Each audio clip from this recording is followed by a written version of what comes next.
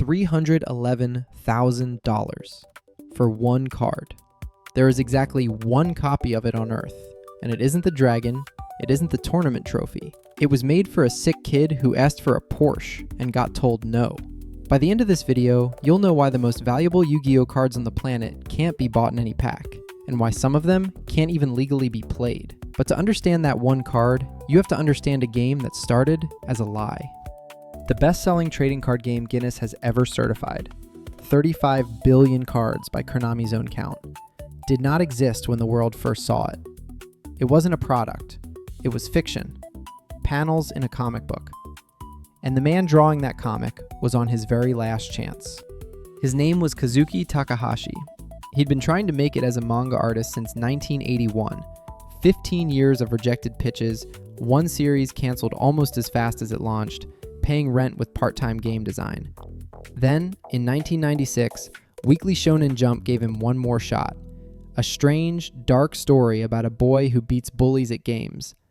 And even that was teetering on cancellation. So in Chapter 9, he threw in a throwaway idea. A made-up card game he called Magic and Wizards, named almost literally after Magic the Gathering, the game from our last episode. Same chapter, he introduced the rival, a cold, rich genius named Seto Kaiba. Takahashi figured it was a one-off. He never planned to draw those cards again. But the readers had other ideas. The letters flooded in. Kids weren't asking about the story, they were asking where to buy the cards. And the cards did not exist. So Takahashi did the only thing he could. He tore up his own comic and rebuilt the entire series around a game he'd invented as filler.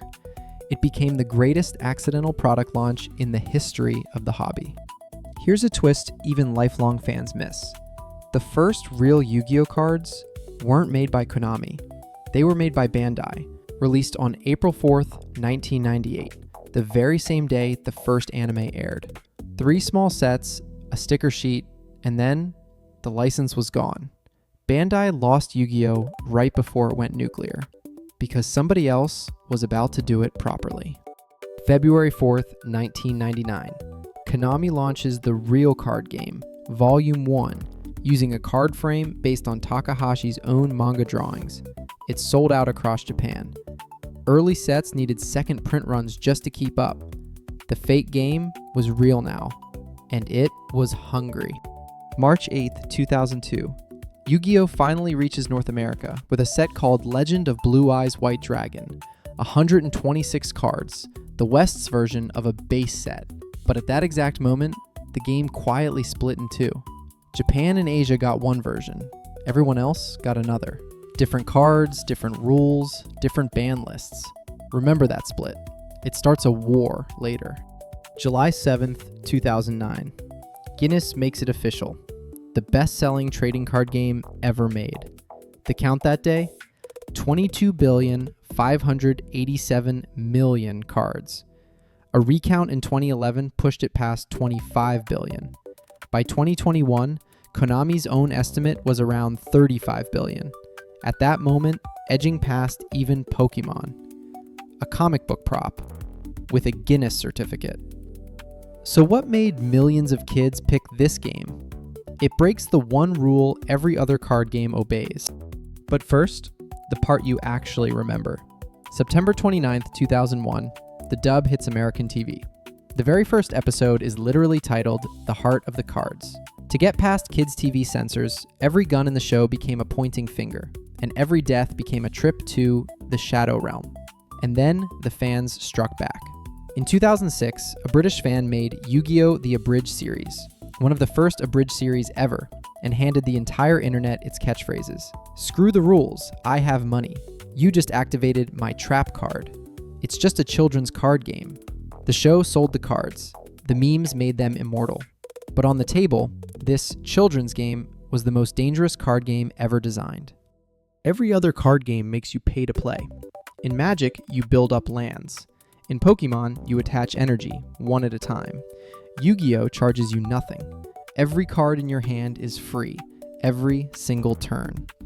Magic asks you to save up. Yu-Gi-Oh! Hands you the keys on turn 1. Here's the whole game fast. You start with 8,000 life points. Your deck is 40 cards, smaller than Magic's 60, so you see your best card more often. Best 2 out of 3, and there are 3 ways to win. The Brawl. Drop their life points to 0. The Siege. Make them run out of cards to draw. Or the Heist. A single card that just wins. That third one deserves its own scene. The game has exactly one built-in cost. The biggest monsters demand a sacrifice. Want to summon Blue Eyes White Dragon? 3,000 attack points, the most famous monster in the game? You have to give up 2 of your other monsters first. And the entire 25-year history of Yu-Gi-Oh! Is one long arms race to cheat that price. But before the cheating, the heist. There is a monster split into 5 pieces, 2 arms, 2 legs, and a head. Get all 5 into your hand at once, and you win the game, instantly. Ignore everything on the board. It's been in the game since the very first set, and in episode 1 of the anime, a nobody named Yugi assembles it to shatter Kaiba's 3 blue eyes. No one's ever been able to summon him. One quirk the rulebook actually covers. If both players complete Exodia on the same instant, the game is a draw. So everyone started chasing faster, bigger summons. And Konami gave it to them. 2008, Synchro Monsters. Snap 2 cards together for a boss monster, in almost any deck. Veteran players say the game's speed changed forever that day. 2011, Exodia. Stack same level monsters and spend them like ammunition. 2014, Pendulum. Summon your entire hand, every turn. And 2017, Link. When Konami had to physically redesign the game board to slow its own game down. Fans still call it the most controversial change ever made. Which raises the question this whole act's been building to. If cards are free and summons are unlimited, what is the break? For the West's first 2.5 years, the answer was nothing. No card was ever banned. Then came a crow with 200 attack points, one of the weakest monsters ever printed. Combined with the right cards, it created the Yada lock. Your opponent, quite literally, never draws another card again. Game over, but the loser can't leave. October 1st, 2004, the first Forbidden List. The brake pedal, installed 2.5 years too late. And that list became the strangest force in the whole hobby.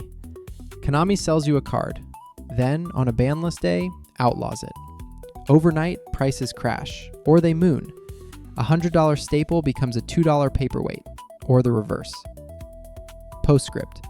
That game-breaking crow, Yatagarasu, it was set free again in 2022, after 18 years in jail, and nobody played it. Yesterday's monster, today's shelf ornament. But the ban list did something even stranger than that. There's a card called Max C, a cockroach. The West banned it in February 2018. Japan kept playing 3 copies of it. One insect split the planet's players into 2 parallel games. Reports say nearly every top Japanese deck devoted 9 card slots just to play it, or stop it. Then Japan blinked, in slow motion. Cut to 2 copies in 2024, down to 1 on January 1st, 2026. An 8-year Cold War, ending frame by frame. And if you think a bug card is drama, wait until you hear who got caught printing 600,000 fake cards. Here's the card almost every kid in the 2000s owned. A first edition Blue Eyes White Dragon from that Legend of Blue Eyes set. In flawless condition, a grade only about 100 copies have ever earned, one sold in October 2020 for $85,000. The same cardboard from the bottom of your closet, but hold on. September 2025. Same card, same grade. $31,200, down roughly 60% from its peak. And when Konami reprinted the whole set for the anniversary, it didn't even save the vintage originals. Collectors weren't paying for the picture. They were paying for the print run, the hype. And hype is a market. Cardboard doesn't care. So before we go further, go find your old binder. I'll wait. 3 things decide whether it's worth money. 1. Look under the left of the artwork for the gold words, First Edition. Same card, First Edition can be worth many times more. 2. The very first card in the Western game isn't number 1, it's number 0, Tri-Horned Dragon, a secret rare most kids threw away. 3. The Ghost Rares, a shimmering foil so reflective it's almost impossible to grade a perfect 10, which is exactly why the perfect 10s are gold. But the biggest money in this game isn't in your binder at all. It's in cards Konami made you and then made illegal. 2018.